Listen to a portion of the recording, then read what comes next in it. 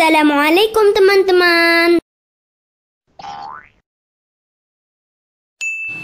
Hai teman-teman, perkenalkan saya Nur Afi Anissa dari kelompok 1. Teman-teman, perkenalkan nama saya Hairina dari kelompok 1. Yang pertama yaitu pengertian akhlak. Akhlak berasal dari bahasa Arab, jamak dari hulukun yang secara etimologi berarti budi pekerti, perangai, tingkah laku, atau tabiat. Sedangkan secara terminologi, ulama sepakat mengatakan bahwa akhlak adalah hal yang berhubungan dengan perilaku manusia. Jadi dapat disimpulkan bahwa akhlak Islami adalah perilaku manusia yang sesuai dengan syariah dan aturan Islam. Pengertian akhlak menurut para ahli, yang pertama yaitu menurut Miskawai, di mana ia mengatakan bahwa akhlak adalah sifat yang tertanam dalam jiwa yang mendorongnya untuk melakukan perbuatan tanpa memerlukan pemikiran atau pertimbangan. Yang kedua yaitu menurut Imam Al-Ghazali, di mana ia mengatakan bahwa akhlak adalah sifat yang tertanam dalam jiwa yang menimbulkan macam-macam perbuatan yang mudah tanpa melakukan pemikiran dan pertimbangan. Selanjutnya, akhlak tumbuh menjadi suatu ilmu yang berdiri sendiri, yaitu ilmu yang memiliki ruang lingkup pembahasan, tujuan, rujukan, aliran, dan para ahli yang mengembangkannya. Salah satunya yaitu menurut Ma'arif, di mana ia mengatakan bahwa ilmu akhlak adalah ilmu tentang keutamaan-keutamaan dan cara mengikutinya hingga penuh daripadanya, dan tentang keburukan dan cara menghindarinya hingga jiwa kosong daripadanya. Selanjutnya, ada beberapa ahli yang mengatakan bahwa ilmu akhlak adalah ilmu tentang tata krama. Selanjutnya yaitu pengertian tasawuf. Tasawuf berdasarkan asal-usul katanya memiliki beberapa arti diantaranya. Yang pertama, kata tasawuf adalah bahasa Arab dari kata suf yang artinya bulu domba. Dua, ahal al-sufa, yaitu orang-orang yang ikut hijrah dengan Nabi dari Mekah ke Madinah karena kehilangan harta. Mereka berada dalam keadaan miskin dan tak memiliki apa-apa.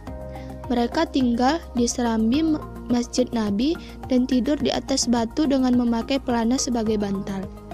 3. Sofi, yaitu suci. Orang-orang sufi adalah orang-orang yang menyucikan dirinya dari hal-hal yang bersifat keduniawian dan mereka lakukan melalui latihan yang berat dan lama.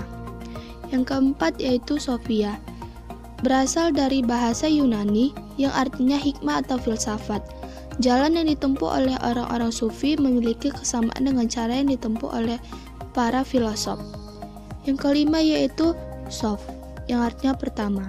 Sebagaimana halnya, orang yang sholat pada saf pertama mendapat kemuliaan dan pahala yang utama.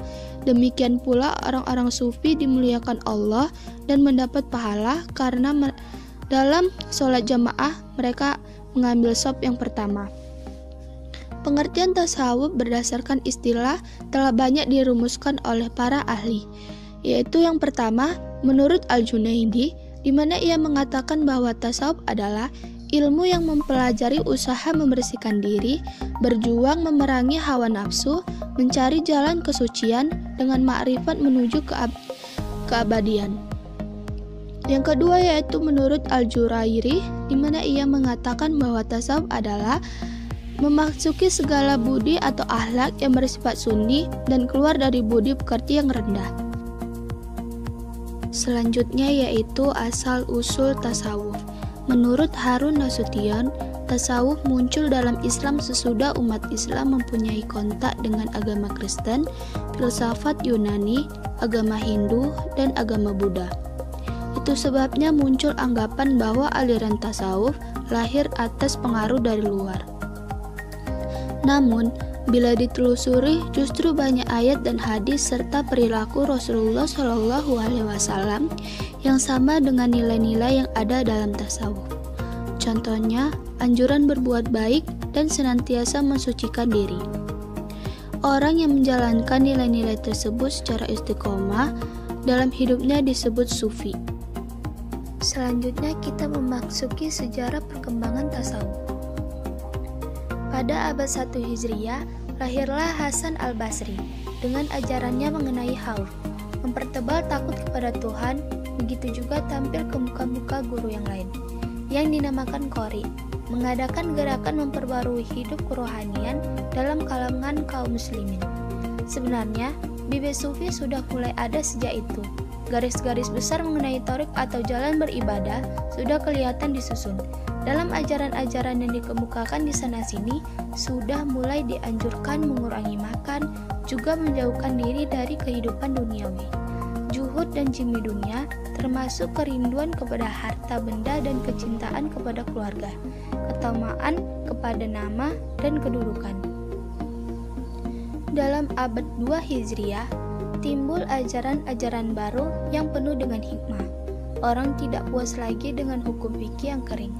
Orang lalu memakai istilah-istilah yang pelik mengenai kebersihan jiwa, toharatun nafsi, kemurnian hati, qaubul qalbi, hidup ikhlas, menolak pemberian orang, bekerja mencari makan dengan tangan sendiri, berdiam diri, menyedikitkan makan, memerangi hawa nafsu dengan khalwat, melakukan perjalanan dan safar, berpuasa mengurangi tidur dan sohar, serta memperbanyak zikir dan riyadhah. Dalam abad 3 Hijriah, selanjutnya ilmu tasawuf sudah demikian berkembang kemajuannya, sehingga sudah merupakan mazhab, bahkan seolah-olah merupakan agama yang tersendiri.